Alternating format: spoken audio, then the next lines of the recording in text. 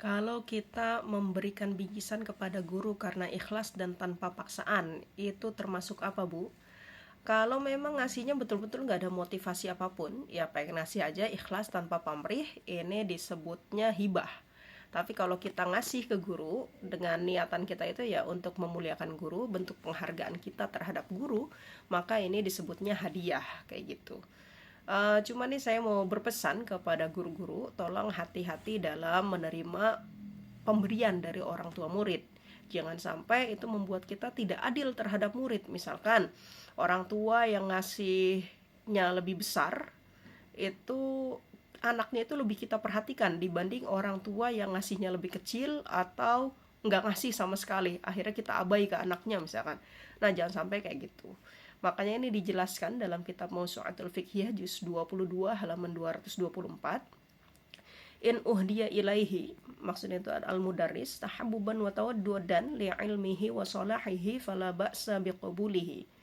Jika hadiah itu diberikan kepada guru karena bentuk rasa cinta terhadap keilmuannya, terhadap kesolihannya, maka menerimanya itu nggak apa-apa. Silahkan guru menerima pemberian itu. Wa in uhdiya liyaquma biwajibatin fal ula adamul akhdi. Tapi kalau pemberian itu, hadiah itu diberikan itu untuk guru itu menjalankan kewajibannya, maka yang lebih utama itu adalah tidak diambil, nggak diterima, ditolak, kayak gitu. Misalkan memperhatikan murid itu kan memang kewajiban guru. Salah satu kewajiban guru itu memperhatikan murid.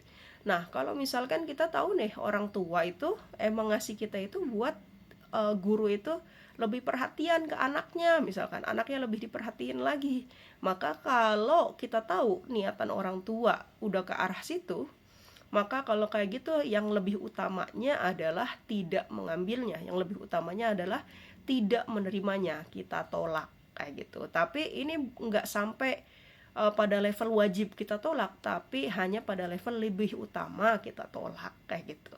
Lalu gimana nih sikap kita sebagai guru? Kalau ada orang tua ngasih, kita terima atau enggak, kita ambil atau jangan? Tergantung jawabannya.